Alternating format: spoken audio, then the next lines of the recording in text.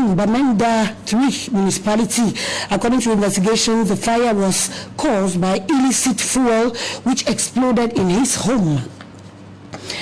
And at present time, the paramount chief of the Nsotland, His Royal Highness Sembinglo, is still in captivity. He is being detained allegedly by some Amazonians who seemingly do not want him to be involved in politics.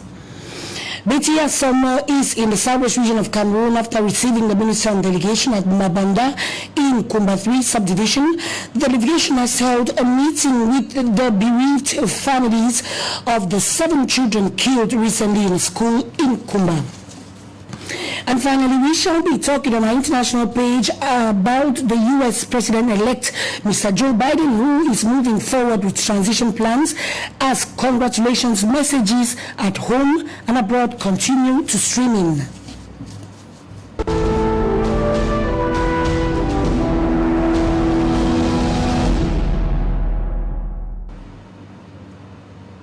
Good evening once again, and thank you for respecting the rendezvous. Thank you for joining us for this primetime news in the Queen's language on La Télévision du Monde.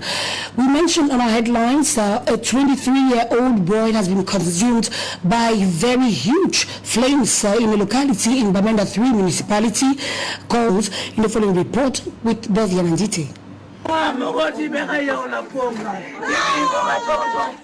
Wailing, shock and consternation at Cow Street, Bamenda this morning. Here lies the remains of 23-year-old Nebini Leisu, who was consumed in a firestorm at his home. Could hardly know the cause. The door to Nebini's room seemed to have been blocked for hours. They signaled the intervention of the rescue unit, who came down to the scene and could force their way through to Nebini's room, where what is shocking for the eyes to see was discovered. And it's a free number, and the number is available through all the communication networks. The disaster, we're just lucky that we were able to stop the fire before consuming everything that we see around here. So the advice I would give the population is that they should refrain from this type of activity. Especially today we lost a soul. We don't know today. Nelbini is said to have returned home and lit the stove in a bid to prepare a meal. The single room, which harbors multiple liters of fuel, is reported to have caught flames as it was closer to the stove. Paul Achombong, the city mayor of Bamenda, went down to the scene, where he in diverse fields of trades. To pass a deliberation compelling all landlords to submit without waste of time the names of all their tenants, their occupation and their business. We have to do this so that we can avert illicit possession of fuel.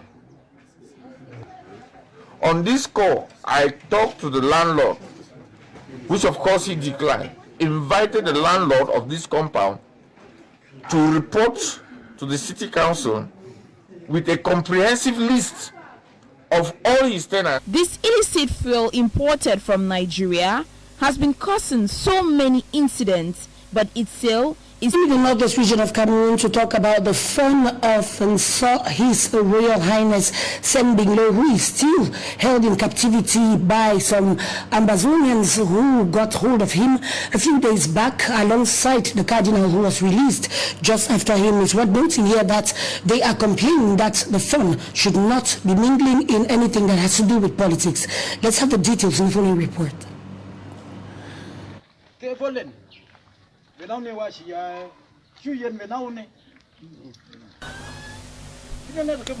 traditional Mwerong sect of the Nso clan has come out to say His Royal Highness Sembinglo will be welcomed the next day on the paramount fun of Nso to stay out of politics so as to rule the people with peace. Your Majesty, good morning. Good morning. You are currently in Otunja, and we are the Ambassador Reserve Forces. And we have some few questions for you. Your Majesty, Your Highness, you as a friend of the people, so Are you aware of the current crisis in your land, Mazonia, from the Republic in this crisis? I told the government that they should instead go in for a dialogue. Your Highness, we the people of Ambazonia, we see That's the point. but we see your name as a candidate. That means you will be voted in the These interviews of the phone is being conducted by those who captured him in the Gokutunja subdivision of the North, which features the upcoming regional elections list. This outing of the Nwero traditional sect was not only to inform all of the fact that the phone's absence is being felt by his people, but also a way to caution him on the dangers of him getting involved in politics. Except the Minister of Communication, Emmanuel René Sadi, 3 days ago sent out stronger measures will be put in place to liberate the phone from its captors.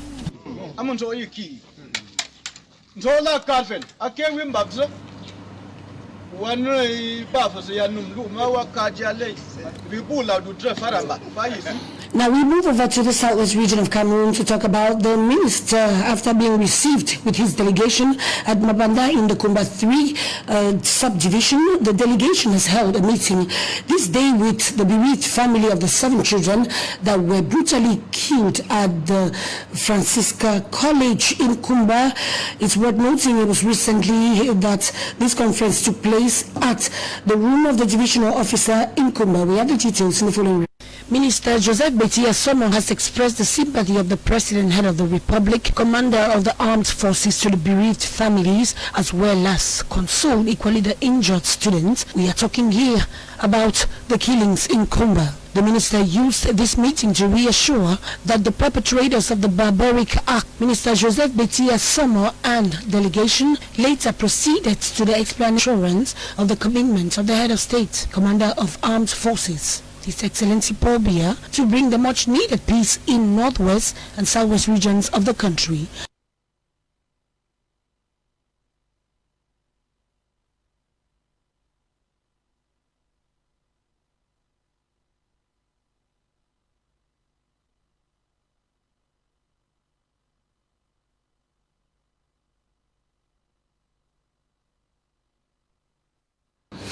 Over still in the southwest region of Cameroon, is worth noting that elites of the Kmer have put in place security measures, really strong ones, to accompany the government of Cameroon to eradicate the insecurity in this division.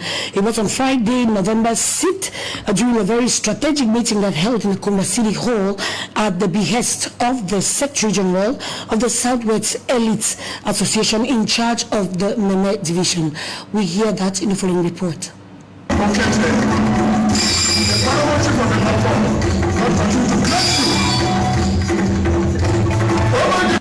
The strategic meeting follows the continuous insecurity in Kmer division, with the latest being the Kumba school attack that left 7 students dead and over a dozen others severely injured when gunmen stormed the Mother Francisca International Academy in Fiango.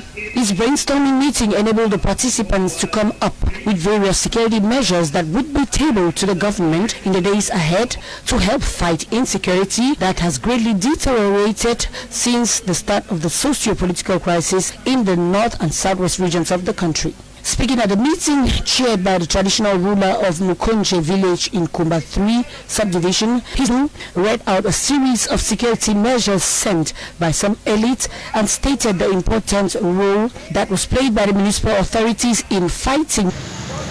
There was too many calls that killings have taken place in Kumba, the headquarters of the division, where Suela is considered its headquarters. So, as elites, what is your contribution? What are the elites doing to make sure that the insecurity which is rampant in Kumba is reduced? and if possible, at least is eradicated. He called on the mayors to where the government cannot fight alone and the population must fully cooperate with the state to ensure peace. Where you have more strangers, it's not because the strangers are bad, but because there is no control. If you walk into Mukonje today, the natives know you. A discourse on the preservation of peace to reign in Kumba was presented by a Bafo elite and a son of Kumba Kuo, Dr. William Makolo Akwo, one of the founding fathers of the Cyprus Elite Association, Kaven Nokombele, was in attendance. He was the pioneer government delegate to the defunct Kumba Urban Council. The meeting ended on a satisfactory note as the resolution on peace was fully adopted for onward transmission to Yaoundé. We talk about health now to say in response to the COVID-19 pandemic, the International Monetary Fund has congratulated the government of Cameroon for its transparency in the management of funds. Since the start of the pandemic, it's worth noting that Cameroon has awarded already contracts to several companies geared towards the fight against the virus. BrigadeAntiSardinard on that bit. Cameroon has showed transparency in the award of contracts to companies. Since the outbreak of the coronavirus pandemic, this gesture, which falls into the response plan of the fight against the virus. This disbursement sums up to 87 billion francs CFA as aid to the Cameroonian government on the fight against this pandemic. The authorities of the IMF reaffirmed their firm commitment in favor of an efficient and transparent use of public funds, and to ensure that the financing and resources are effectively spent to deal with the public health crisis. In the context of measures taken by the government to publish the beneficial ownership of companies receiving contracts related to COVID-19 is a very important step. Hence, the IMF welcomes Cameroon's transparency in the fight against the virus. Some special contracts have been awarded to companies as part of the fight against the COVID-19 pandemic in Cameroon. The subject of each contract, the amount, the name of the contracting company, the name of the promoter, as well as the progress of the execution. Page right now, we talk about these statistics that indicate recently that Cameroon has a public debt of 10,164 billion francs CFA, which is equivalent to about 45.8% of the gross domestic product. I'm talking about the GDP. This latest data was published, lastly updated after the analysis on September 30th, 2020, as we hear right now from our reporter, BrigadeAntiSardinard.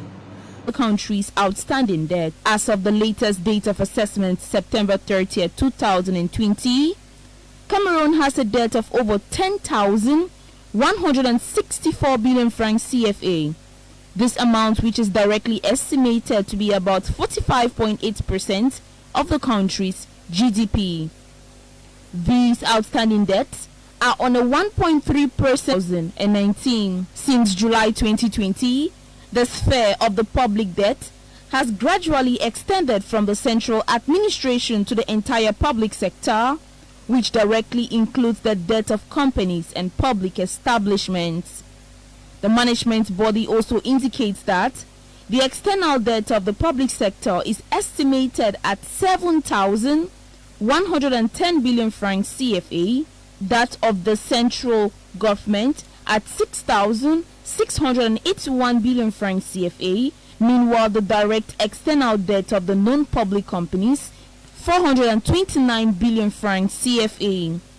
However, the stock of the domestic debt estimated last September stands at 3,019 billion francs CFA, including 208 billion francs CFA of payment of over 3 months. It should, however, be noted that the country's main bilateral partner, China, holds 61.3% of the public debt portfolio, followed by France with 28.5%, the African Development Bank Group 30.1%, the World Bank 30%, and the International Monetary Fund with 17.1%. Coast, where at least 40 people have been reported dead during the last presidential run-up in this country. So we're noting that opposition supporters accuse security forces for using excessive force against them, while they look away why government supporters are out in the streets. Al Jazeera News. At 51 years old, Teresa Bo is passing through the most traumatic period of her life. Her son's body is still in the morgue 3 weeks after she says security forces shot and killed him. I've nothing to live for now. He was my support and my hope. Now he's gone. Stepping out of the house is equally hard. I don't know how to react if I meet his friends. Her only child, Amar Kirsi, was killed during a protest in Ivory Coast opposition stronghold of Bonua. But his father can't say whether the 17-year-old was part of the demonstration. When I heard about the shooting, I went to the gendarmerie barrack, from where the corpse of my son was taken to the city morgue. No one told me how my son was killed. Opposition supporters accuse security forces of using excessive force against them, while they look away when government supporters are out on the streets, an allegation the police deny. At least 35 protesters have been killed in violence with security forces in the run-up to and after the October 31 presidential election. This deeply divided country is yet to find closure for the post-election violence that killed 3,000 people between 2010 and 2011. Many Ivorians fear the recent unresolved killings are responsible for the climate of fear and uncertainty in the country. The government has promised justice for the victims, but blames the opposition's call for civil disobedience and attempt to set up a parallel government for the deaths. The opposition, for its part, says it's the president's bid for a third term in office that was the cause of the violence, and only his departure can resolve it. As the government and opposition continue to pass on the blame, victims and their families are waiting for accountability. Distraught Teresa Abo says she has little faith that her family will ever get justice. What justice? I leave justice in the hands of God. He will exact my revenge.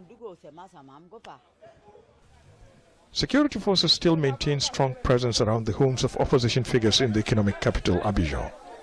Many have been arrested and others are on the run.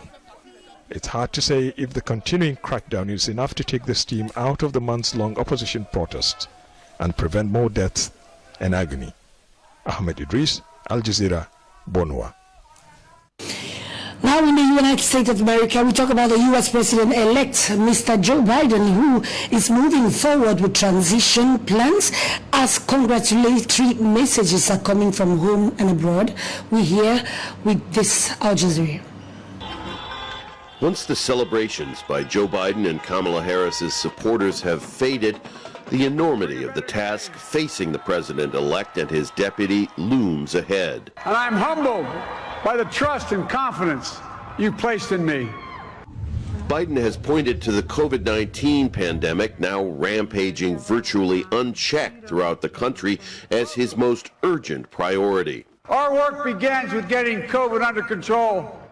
By the time he takes the oath of office, the situation may be far worse than it is now. There are several months between now and when Biden actually takes control. If the current administration doesn't do an about-face, then we will see much more misery, much more unnecessary death.